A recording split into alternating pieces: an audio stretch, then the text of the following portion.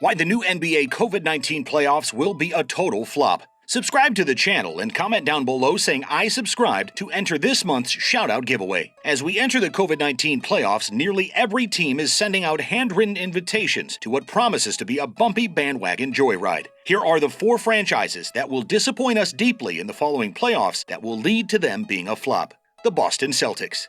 After losing 2-time All-NBA point guard and 6-time All-Star Kyrie Irving in free agency, the Boston Celtics rebounded nicely by adding 1-time All-NBA point guard and 3-time All-Star Kemba Walker. Chemistry may play a pivotal role in the continued development of the C's, and after shedding a malcontent or two, the group's bond may have been further forged during the 2019 FIBA Basketball World Cup. Despite the collapse by the United States, the Celtics may get off to a fast start if the time spent together by the core 4 of Walker, Jason Tatum, Marcus Smart, and Jaylen Brown leads to a seamless transition into the regular season. But what about the loss of Al Horford? The 5-time All-Star was so much more than just a vocal and physical leader. His actions, versatility, and defensive acumen steered much of the Celtics' success. Losing Aaron Baines and Marcus Morris further depleted a frontcourt now maintained by Enes Kanter, Daniel Theis, Grant Williams, Robert Williams III, and Semi Ojeleye. The C's will likely force Gordon Hayward to the power forward position, where he logged just 13% of his minutes in the 2018-2019 season per Cleaning the Glass. They may even need to play Marcus Smart and Tatum at the 4 for extensive minutes. The fit in Boston is clunky. As currently constructed, the Celtics will fall short of any expectations that involved hosting a first-round series, barring a shrewd score at the trade deadline. At least they'll still find their way into the postseason in the shorthanded Eastern Conference before being dismissed in the first round.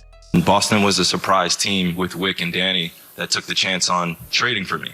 The Brooklyn Nets. Disguise and downplay it all you like, but Nets fans are crossing their fingers that Kevin Durant will return this season. Should he make a full recovery and return from his Achilles rupture in 2019-2020, the added firepower would almost assuredly put the Nets in a serious contention for a championship. But let's not kid ourselves. Even when he does return, there is no guarantee Durant will ever be the same player again. Take former teammate DeMarcus Cousins, Brandon Jennings, Chauncey Billups, Kobe Bryant, Wesley Matthews, and Rudy Gay. Each of those players returned to NBA action after an Achilles injury, and each player was never quite the same. Plus, general manager Sean Marks has already put a halt to any conjecture that Durant will return and spark title contention this year. As he said, per Brian Mahoney of the Associated Press, quote, "With Kevin, I think what we're going to say is the expectations are that he'll be out for the year." Durant is one of the most talented and intimidating scorers of our generation, if not all time. There hasn't been a player with his sheer size, shooting, and playmaking skill coupled with defensive versatility and rim protection. Losing such a player to injury was a devastating blow to the NBA, and one can only imagine what the player himself experiences in such circumstances. Even if Durant does defy the timetables and returns in 2019-2020, it's difficult to see him doing so as the surefire first-ballot Hall of Famer we've grown to know and appreciate during his 12-year career. Without Durant, the Nets will seek to challenge the Indiana Pacers, Orlando Magic, and Miami Heat for home court advantage in the first round, behind the Milwaukee Bucks, Philadelphia 76ers, and Toronto Raptors. Like the Celtics, they will manage to earn a position in the playoffs before a first-round dismissal ends their season earlier than expected.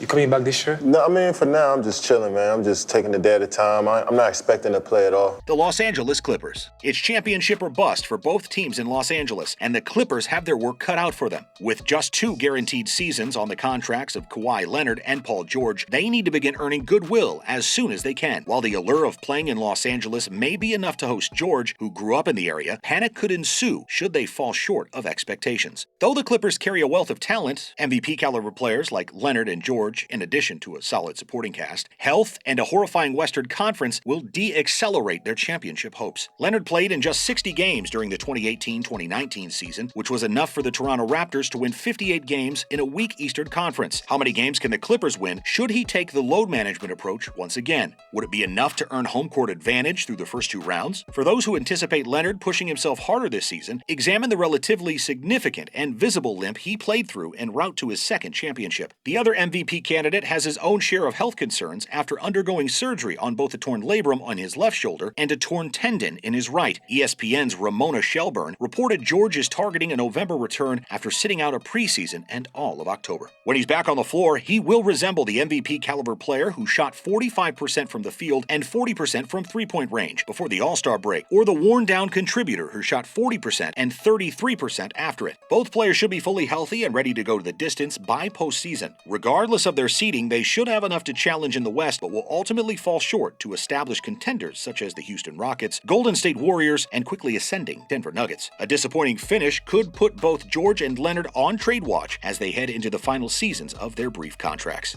The Los Angeles Lakers. Like their crosstown neighbors, the Lakers have a tremendous amount of pressure on them. With Anthony Davis likely to test the free agent market in 2020, they must win a championship and win it now. But they will not. Inspired by criticism stemmed from the end of his time in New Orleans, Davis should and likely will put together a spectacular season. He and James will have every opportunity to earn places on the All-NBA first or second team. However, compared to other competitors in the Western Conference, the Lakers are devoid of supporting talent throughout the roster. They will not have enough to overcome the Golden State Warriors, Houston Rockets, or Denver Nuggets. In addition to claiming the league's third oldest roster, the Lakers will find themselves thin at multiple positions and have question marks at others. They pin their hopes in another stellar plus-minus season from 3 and D-standout Danny Green, who will turn 33 in June. They likewise put faith in fallen star Dwight Howard, who turns 34 in December, health-concerned Avery Bradley, 29 in November, Rajon Rondo, who's 34 in February, and Jared Dudley, who's 35 in July. Meanwhile, Kyle Kuzma is out indefinitely with a stress fracture in his left foot. Should the squad have any chance of topping the West, Kuzma will need to ascend and become the group's third banana. Offensively, he has the potential to do so. The Lakers were 4.3 points per 100 possessions better on that end with Kuzma in 2018-2019. But can a defensive front court of Kuzma, James, and Davis mesh in clutch minutes against the West's best? Can Dudley hold down the fort in Kuzma's absence?